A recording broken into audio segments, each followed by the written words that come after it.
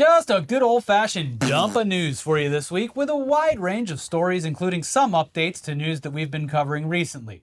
We should probably start with an update to one of the biggest news stories of the week. The shooting of UnitedHealth CEO Brian Thompson. Former CEO. The search for the assassin and the entire country's reaction to this news, which appears to be little more than a shrug of the shoulders, because almost every single person in this country has been, or it currently is being directly affected by our country's abysmal healthcare system, which seems to exist simply to extract money from sick and dying people when they and their families are at their most desperate. So even the post about their CEO's death on UnitedHealth Group's Facebook page resulted in tens of thousands of users reacting with the ha-ha emoji. It was the majority of the reactions. By a large margin. It was like 6,000 total reactions, 5,000 of which are the crying, laughing emoji. And that have... and then like another several hundred of thumbs up. Yeah, and that has grown in the hours since it became public, and now it's like 50,000 ha-ha emojis on the post.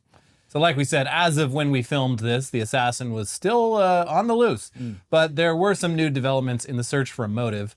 And it appears as though the most obvious answer is turning out to be the correct one. That the shooter, or someone who hired the shooter, was most likely motivated by the American healthcare system, or United Healthcare specifically.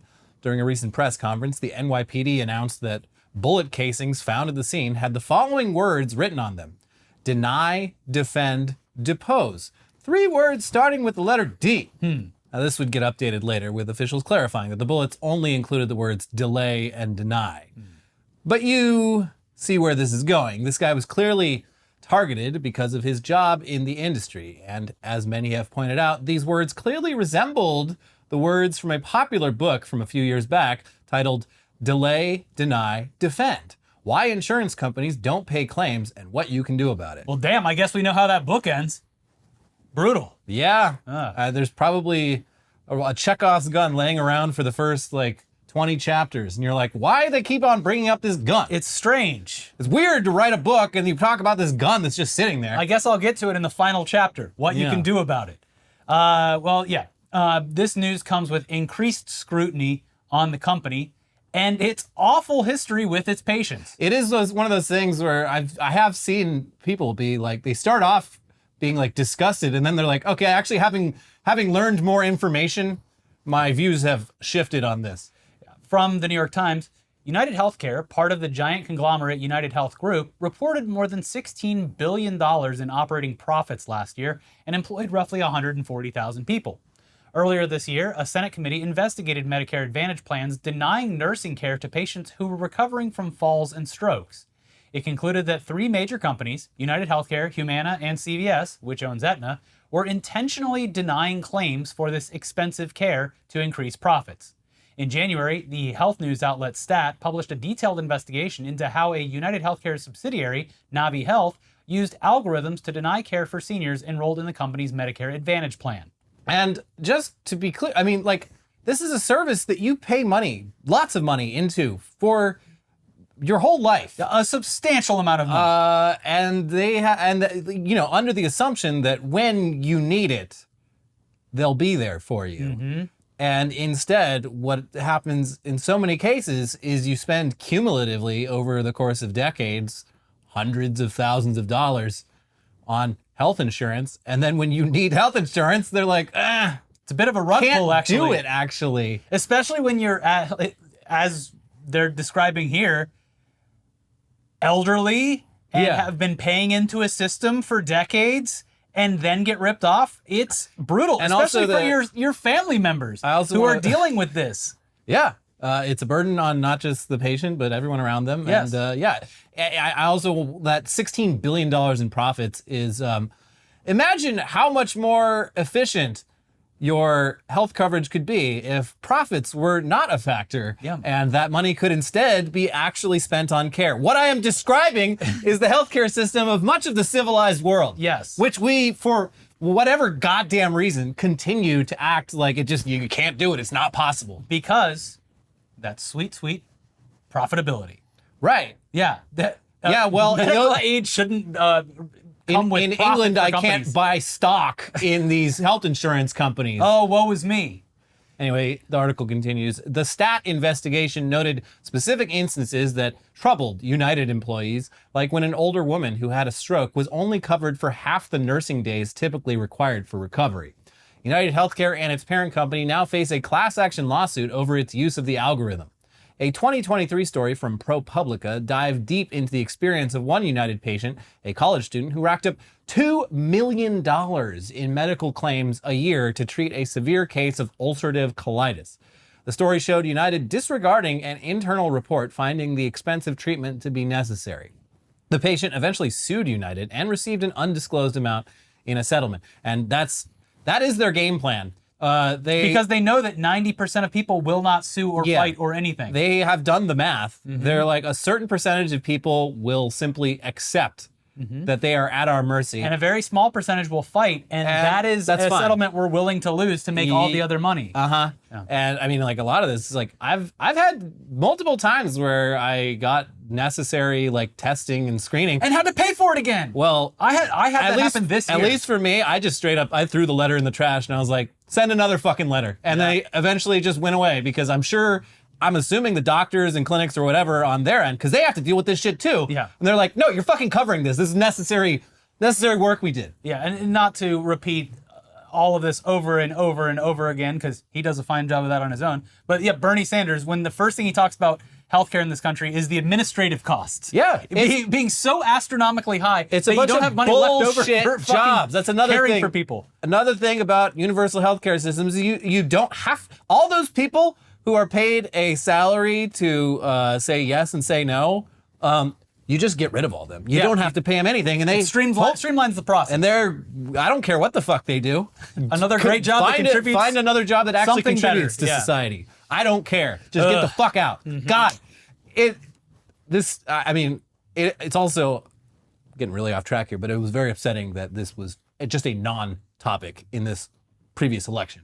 Despite it being a major fucking issue for average everyday people. The Democrats just completely went dead silent. And had just the most beautiful layup where Trump completely nosedived during the presidential debate against Kamala, where he's like, we don't have a plan. We have concepts of a plan. And instead of like striking in on that and doing something to change the Affordable Care Plan, which like is a Band-Aid on a huge, huge gaping wound, decided to do anything else. I mean, the ACA is insufficient. It did at least stop these companies from doing the most evil thing that they had gotten away with for years and years, where, even if you have been paying your insurance premiums, as long as you have, doesn't fucking matter. They're like, actually, this illness, it turns out you were born with it. It just didn't show up till now. So you get not nothing. our problem. You had it before you started paying us. You won the bad lottery. Anyways, delving deeper into the background of this guy and the time leading up to his death, it appears as though the victim's wife claimed that there had been threats against her estranged husband's life, and he was recently on the receiving end of a lawsuit for alleged insider trading. There had been some threats, Thompson's wife, Paulette, told NBC News on Wednesday, adding, basically, I don't know, a lack of coverage. Who cares? I don't know what my husband does. He has also recently faced legal scrutiny. Thompson was one of 3 United executives named in a lawsuit from a Florida pension fund in May, accusing the company of hiding a Justice Department antitrust investigation from shareholders while insiders sold stock, including $15 million in Thompson's personally held shares. He hadn't answered the claims in court before he was killed. The police departments in Maple Grove, where Thompson lived, and in Minnetonka, where UnitedHealth is based, both said they had received no complaints about threats to Thompson. Minnetonka police did provide information about a protest at a UnitedHealth building in July. About 100 demonstrators participated and 11 were arrested for blocking a roadway, according to a police report. The People's Action Institute, a social justice organization, led the protest, claiming that UnitedHealth had a systemic practice of refusing to authorize or pay for care. In April, more than 100 protesters descended on the Minnesota headquarters of UnitedHealthcare's parent company, UnitedHealth Group. They blasted the company for what they said was an epidemic of claims denials. Now, one of the lawsuits related to this epidemic of claims denials was filed last November, and it alleges that UnitedHealth used an AI algorithm to deny and override claims to elderly patients that had been approved by their doctors, according to a recent article from Futurist. Yeah, that was the I algorithm think we there. know a little bit more than one of these MDs, Yeah. PhDs. That was the thing that was referenced previously with the denials of claims, but it does suck that it was an AI algorithm that was choosing this because it also obfuscates any guilt. Well, the computer's clearly not wrong. It obfuscates guilt, but it generates A lot of money. more profits. Yeah. And as for how the healthcare industry is reacting to all this, remember in our last episode when we spoke about the news that just happened to break on the same day as the assassination? That was the news that a different insurance company, Anthem Blue Cross Blue Shield, was going to put a cap on the amount of anesthesia that a patient can receive during a procedure. If you go over the allotted time, you got to pay for that out of pocket. Yeah. Sorry, not our problem. Yeah, the algorithm said no thanks. Your doctor should have done the surgery faster. That's the, yes. He should have cut you up a little quicker. Ghoulish behavior, but all too common here in our wonderful for-profit healthcare system. Anyway, it's the darndest thing. Yep. After announcing this update to their plan, the company, things happened, and they went ahead and reversed it while claiming that people misinterpreted what they were doing. Yeah. Which, no, people understood exactly what they were trying to do. There just happened to be a little bit more attention on it on that particular day. Yeah. In their statement to NPR on Thursday, they claimed that there has been significant widespread misinformation about an update to our anesthesia policy. As a result, we have decided to not proceed with this policy change. To be clear, it never was and never will be the policy of Anthem Blue Cross Blue Shield to not pay for medically necessary anesthesia services. That's a funny phrasing. That's a very funny phrasing because so many denied claims are about whether something is medically necessary according to, I don't know, how they're feeling that day. The proposed update to the policy was only designed to clarify the appropriateness of anesthesia consistent with well-established clinical guidelines. Again, they're admitting it again. They're like, yeah. And they're also saying that they're like, oh, well, it should only take this long. So if you do go over, we're going to have to charge you for that. Yeah, you used above the medically necessary amount. Which we could also deny, by the way, just because we think that it isn't necessary.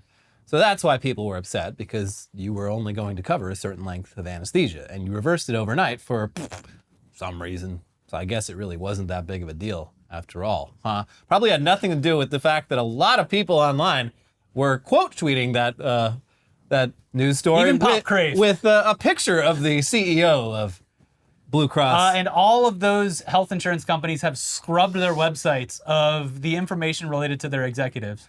I mean, listen, I know they're doing it because they fear for their life, but they should do it anyway out of shame. Yeah, out of shame. Out of shame for being a fucking parasite on this society. Yeah. But speaking of scams, America's full of them. From our healthcare industry to our most prized celebrities. Everyone will let you down when greed starts to creep in. Oh, no. And this next Don't story... say it. No. This next story... No. Anyone could have seen it coming a mile away, Elliot. Well, No. except for the alleged victims who put their faith and life savings... No, it can't be. into a cryptocurrency... No. based off of and endorsed by the Tuah girl. Tuah. She has decided to grift on that thing. I am shocked. I cannot believe. Tuah. I am shocked, Tuah. I need to talk to a lawyer. The lawyers are already offering their services. So that is right. Now, unbeknownst to most of the world, crypto shitcoins are still as big as ever. And there's a new scam every week. So I guess when you see that America's sweetheart, Haley Welch, aka the Tuah girl, endorsing a new coin, some might think that that gives it some legitimacy. The Tuah girl wouldn't lie to me. Yeah, surely the blowjob podcast girl wouldn't rip me off, or unwillingly or unwittingly become the face of a product that was always going to be a rug pull. No. Except that is exactly what's happened over the past 48 hours or so, as the Hawk meme coin went from launch to worthless as quickly as you could say, spit on that thing. My Hawk meme coin is live! Obviously, it's extremely difficult to feel sorry for anyone. We're launching the coin, boys! Hawk Tuah, come get it! I don't feel bad for any of these people. No. You were dumb enough to load up on the Hawk coin in an attempt to get rich because, yeah, listen, as far as we can tell, there's no point to this coin other than as a speculative asset. What is the utility of the Hawk Tuah coin? Well, they did have some graphics that indicates how, oh my God, Hawkonomics works. Elliot, are you not a scholar of Hawkonomics? Do you not understand why this coin is beneficial to society? Not yet. I'm going to need to read the white paper. Yeah. But yeah, it's all complete bullshit with no basis in reality. 21% community fund, 20% free claims for Haley's fans. Web 2 fully unlocked on TGE, blah, blah, blah. And Haley apparently gets 10%, but it's locked for 12 months. That's why you got to, she's going to stick with it. Obviously, this is going to be a very lengthy... She's going to hodl on those coins. It's all pointless bullshit because the meme coin was released. It got sniped by a few accounts who then spent the next couple hours selling off their haul for a hefty profit, dropping the total value of the coin by 90% almost overnight. Yeah. Tale as old as time. Happens every day. Yeah, new suckers, though, are being born, and some of them weren't around to get ripped off during the NFT craze. Some of them are finally old enough to say, look at that adult, Haley Welch. Yeah. That successful adult. She would never steer me wrong. There's no way the Tuah girl will milkshake duck herself within less than a year of becoming famous. It's just simply not possible. As a young person who is itching to get their hands on a relevant cryptocurrency, I looked at this and I said, yes, the girl who runs a podcast based on a blowjob technique where the only sponsor is an online casino, that is exactly what I'm going to invest my money in. Yeah.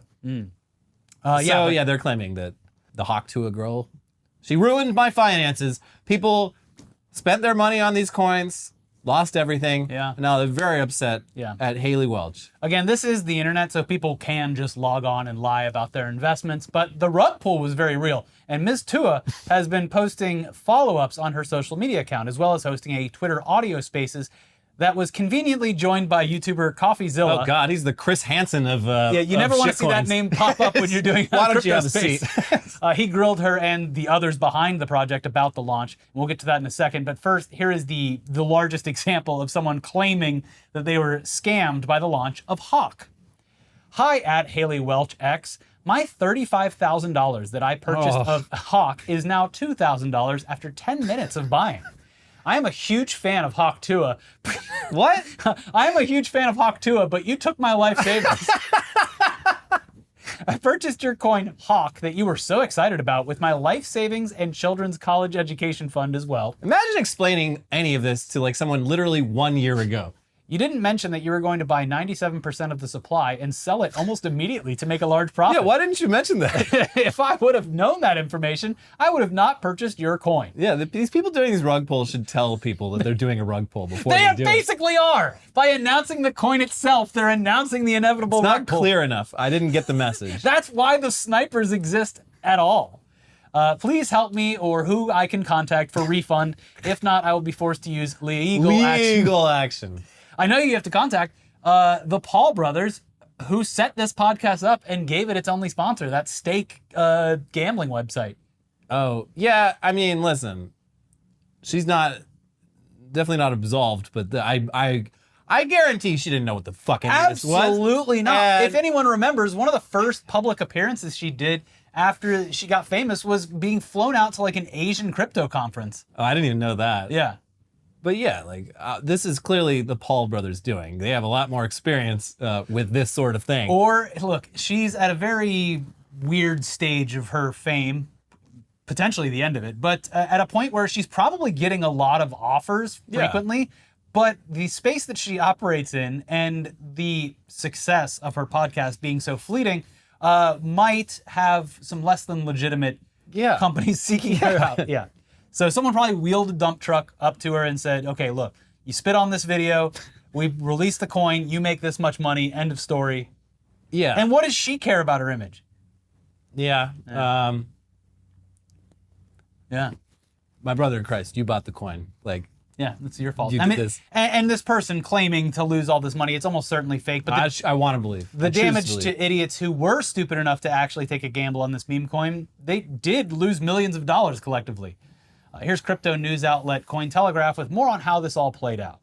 The launch of viral influencer Haley Welch's Tuah meme coin sparked outrage across social media as the newly launched token briefly pumped and then dumped rapidly, following a controversial deployment involving allegations of snipers and insider wallets. The Tuah Hawk meme coin was launched at 10 p.m. on December 4th and quickly rose to a peak market cap of $490 million. The price of the token then plummeted and was trading at a valuation of $41.7 million at the time of publication, marking a 91% downturn in less than 3 hours, according to Deck Screener data. According to aggregated data from Bubble Maps and Deck Screener, a mix of insider wallets and snipers, entities that rapidly buy up huge amounts of a token supply at launch, controlled between 80 to 90% of Hawk's supply at launch. Their reporting continues, and they add that lawyers are basically licking their lips upon seeing the deployment of this meme coin. Several users on X claim to have filed complaints with the SEC over the meme coin, and law firms have begun advertising their services to those who lost money to the coin. Did Haley Welch spit on your thing? You may be entitled to compensation. Yeah.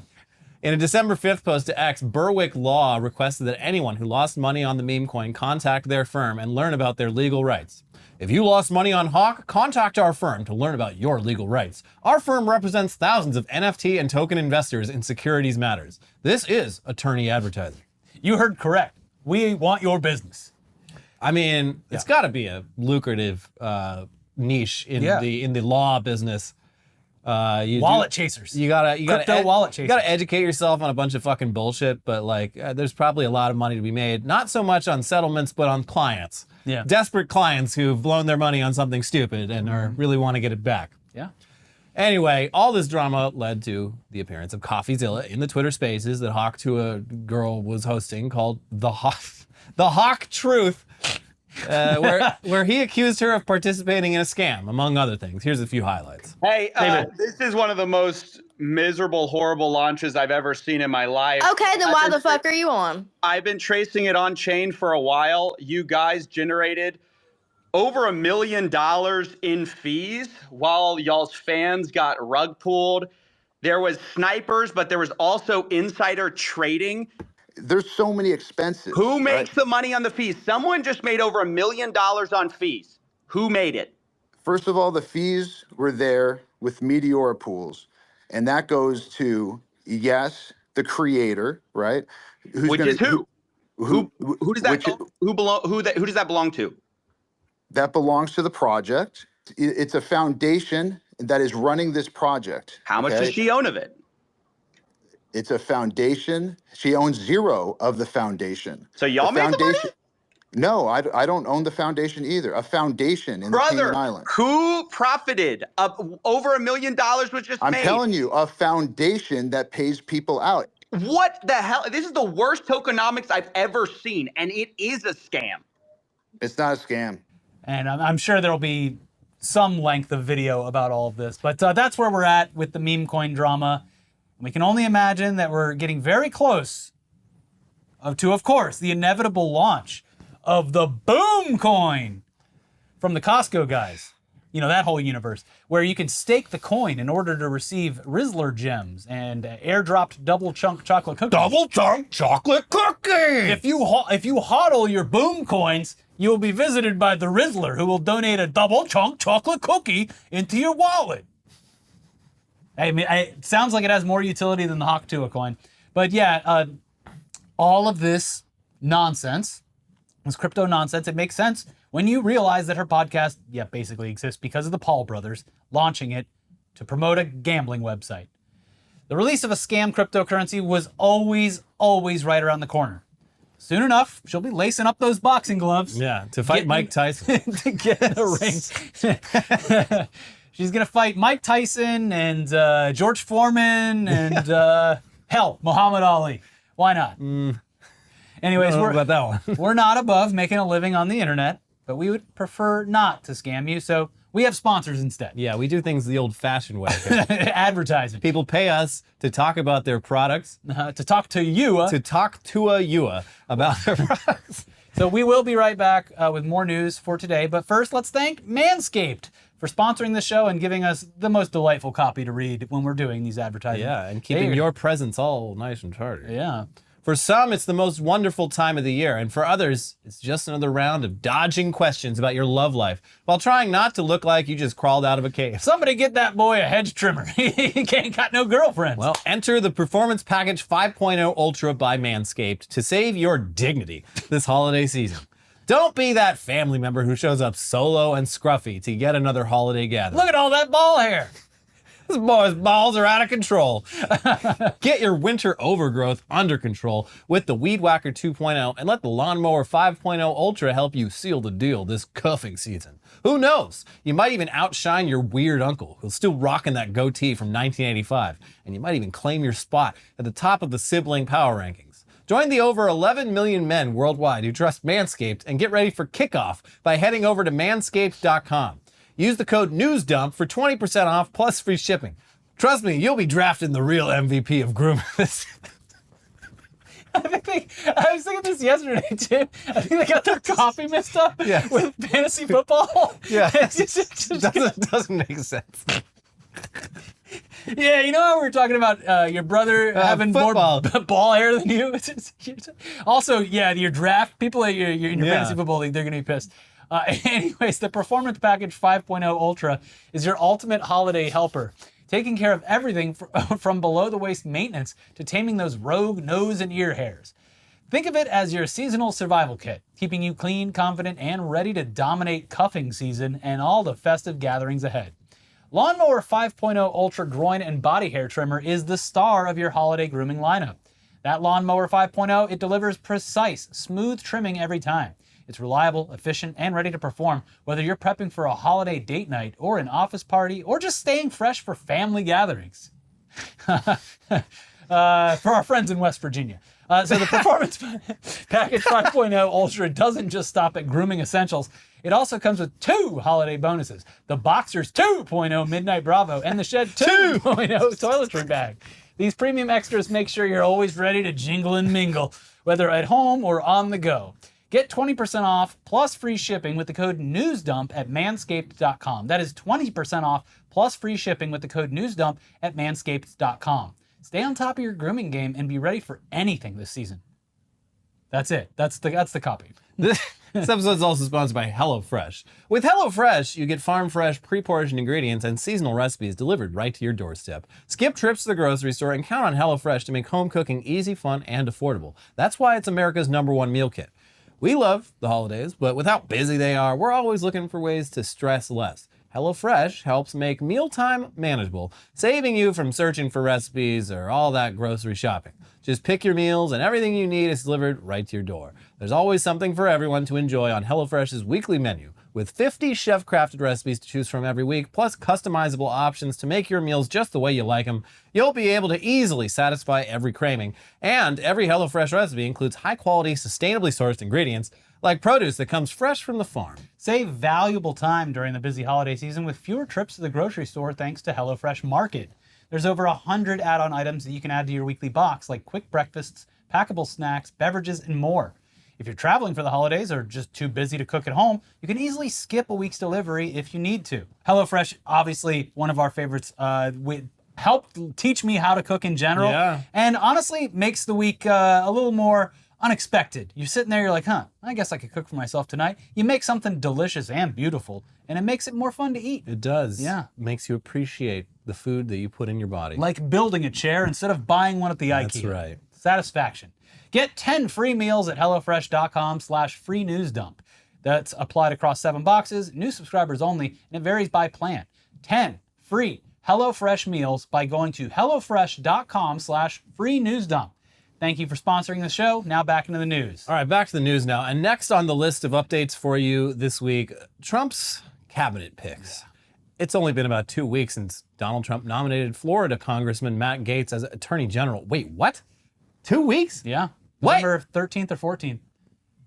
We had Thanksgiving in between all that, so it's kind of a time warp. Okay. Yeah. Yeah, so a lot's happened, obviously. Yeah. Time is dilated. First off, he quickly resigned from his seat in Congress so that he could accept the nomination that was totally going to happen. But the timing of that move led many to correctly assume that Gaetz was saving himself from an extremely damaging House ethics report that was set to be released. It put the report on hold, but lawyers for the victims eventually went public with more information regarding the case against Matt Gaetz, who would ultimately give up on the nomination after it became clear that he would have a difficult time being confirmed by the Senate. Yeah. This made way for Trump's next pick, Pam Bondi, to accept the nomination. She's a whole can of worms, and we've already talked about her in a previous episode, but right now we're talking about Gaetz, whose future is uncertain at the moment, but he at least has one less thing to worry about. That's right. his friends in Congress have officially succeeded in blocking the House ethics report from going public. We did it. Here's CBS News with more. House Republicans on Thursday blocked 2 Democratic resolutions that would have compelled the House Ethics Committee to release a potentially damaging report on its investigation into former Representative Matt Gaetz, voting to refer the matter back to the committee. The votes came after President-elect Donald Trump announced last month that he intended to nominate Gaetz for Attorney General, prompting intense scrutiny over the Florida Republican's background and the House Ethics Committee's investigation into allegations that Gaetz engaged in sexual misconduct and illicit drug use. Democratic Reps Sean Casten of Illinois and Steve Cohen of Tennessee introduced twin privilege resolutions, forcing floor action within 2 legislative days. In a 206 to 198 vote, all but 1 Republican voted to refer Casten's resolution back to the Ethics Committee. In a statement, Casten accused his Republican colleagues of voting to sweep these allegations under the rug and set an unfortunate precedent. He said he would continue to pursue the report's release. Well, Yeah. he definitely did that shit. And it just keeps coming to light over and over again, no matter what. Every time he's brought back into the limelight, more stuff comes out. So it's like, at this point, what Didn't you traffic a child? could that report say that hasn't already been said? Yeah, But probably some pretty bad shit. yeah. Now, another one of Trump's early cabinet picks was Fox News host Pete Hegseth, who ran into trouble almost immediately when it came out that he had paid a settlement related to the alleged sexual assault of a coworker. Now, even more accusations are coming out, leading Pete Hegseth to claim that, listen, if I'm confirmed by the Senate to run the Department of Defense, Yeah. I promise to stop drinking.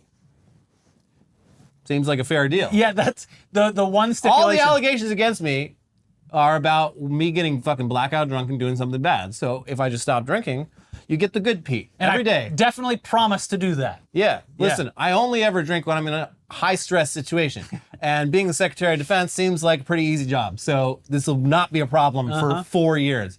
Here's CNN's Manu Raju. Pete Hegseth told incoming Senate Armed Services Chairman Roger Wicker that he wouldn't drink if confirmed to the job.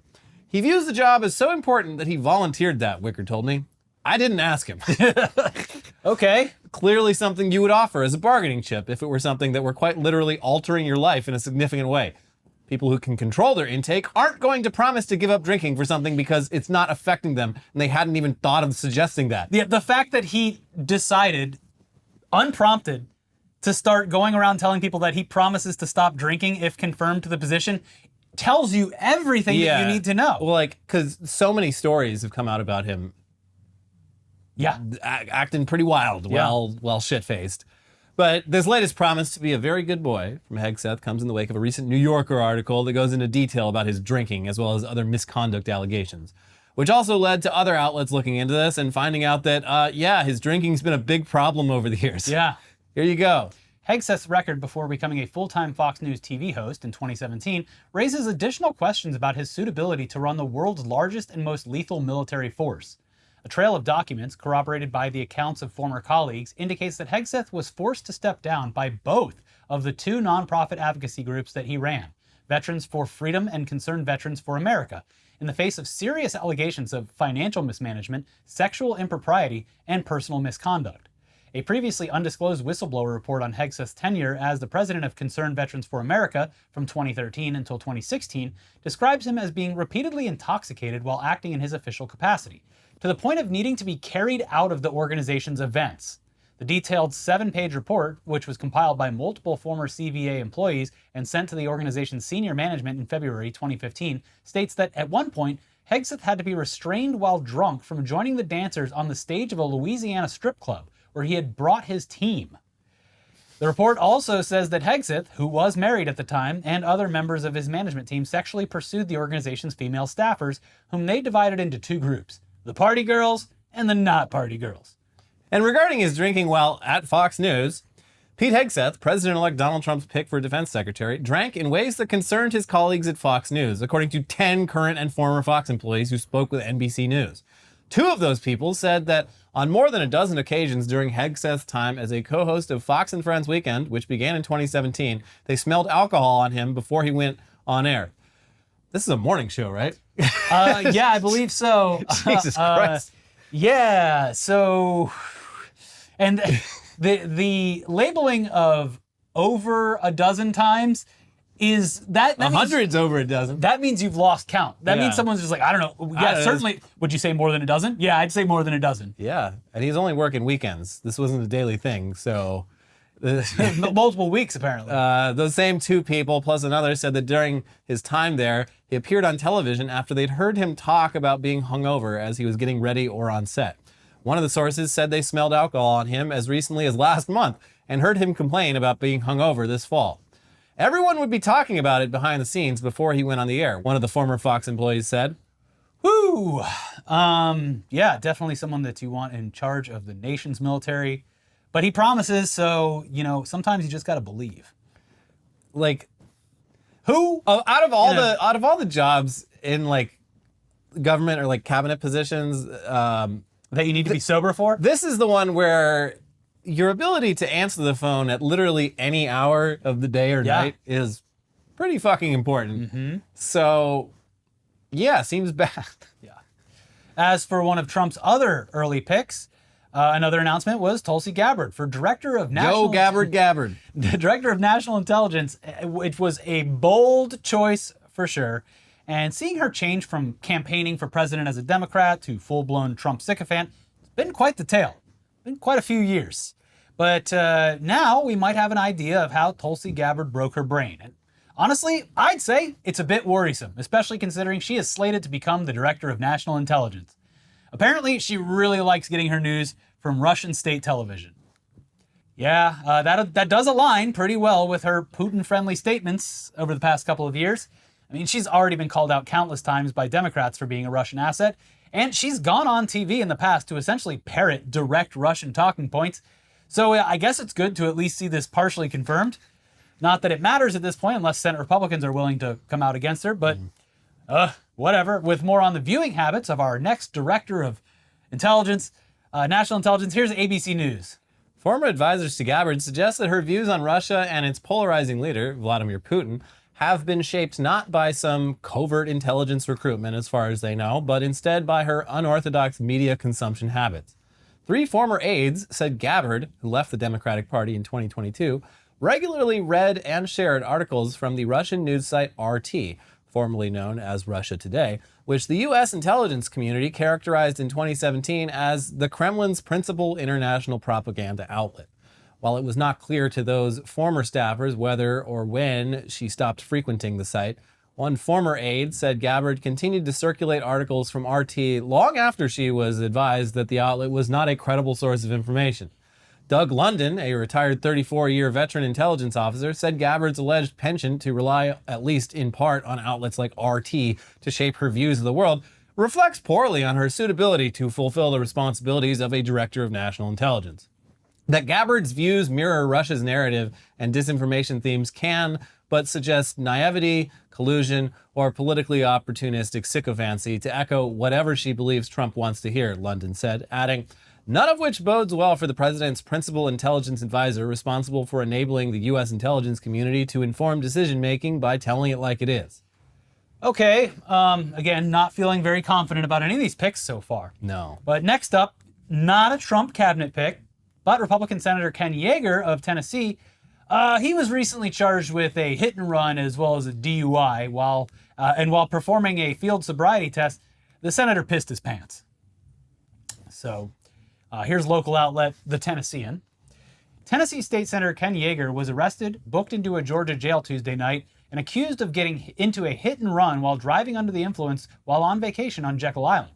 Yeager, a Republican from Kingston, is chairman of the Senate Republican caucus. Speaking with Yeager, troopers noticed a distinct odor of alcohol on his breath, according to an incident report from the Georgia Department of Public Safety.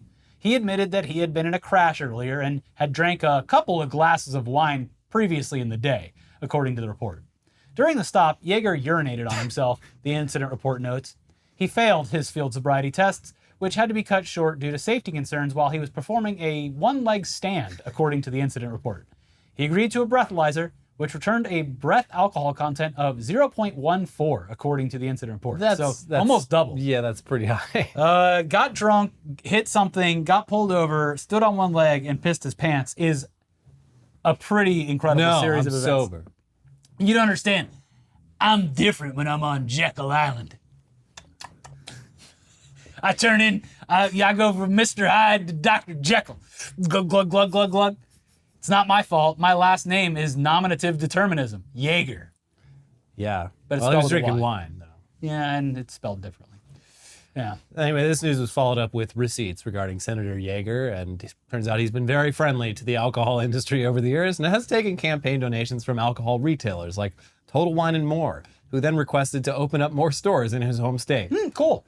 From the Daily Dot, while Yeager may have been out of state, as a lawmaker, he's pushed an effort to make alcohol more accessible in his home state. In 2021, Yeager, who serves as chairman of the Senate Republican caucus, introduced legislation to permit a third Total Wine and More store to open. Yeager's bill was deferred, and the retailer still has just the 2 stores. He has also done away with a specific tax targeting alcohol manufacturers, pushed to reduce the definition of municipality to be cities or towns with 900 people or more instead of 925 for the purposes of the alcoholic beverage laws, and worked to designate multiple businesses to allow consumption of alcohol on site. In January 2023, Yeager also sponsored legislation that reduced the minimum number of days of incarceration from 25 to 17 that a person convicted of a second DUI offense had to serve before being allowed to participate in a substance abuse treatment program. So, yeah, there you go. And then you go to a vacation on Jekyll Island in another state. Yeah. You turn into a monster, and all of those very light touch laws that you helped, they don't affect you anymore, and Georgia comes down too hard, and then you got to piss yourself. That's what happens on Jekyll Island does not stay on Jekyll Island. No, turns you into a monster. Turns you into a vampire. Anyways, that's the latest. If you lost money on the Hawk Tuah coin, we don't feel bad for you. If you want to lose money on this, don't consider it a loss, because these bad boys are physical, actual things that These you are can not own. securities. This is not financial advice. This is an actual physical doll. This is a doll. It's a toy. It's a statuette. It's a figurine. Yeah, it's a all the collectible. things, everything you want it to be. And it's a limited time offer. So we'll leave a link in the description 1 below. week to go. Yep. 1 week. And that's going to be it for our toys. But in the meantime, like the video. We really appreciate it if you'd like the video. Take a second, scroll down or scroll up if you're reading the comments. Click the like button. Then leave a comment if you want to. Make sure you're subscribed to our channel. And now, popping up over here are our most recent videos. Hey, South Korea tried to do a little coup. Well, it was just one guy and he failed. So check out that video and then check out our video from earlier in the week. We'll see you soon for some weekly weird news coming very, very soon. Bye-bye. Bye.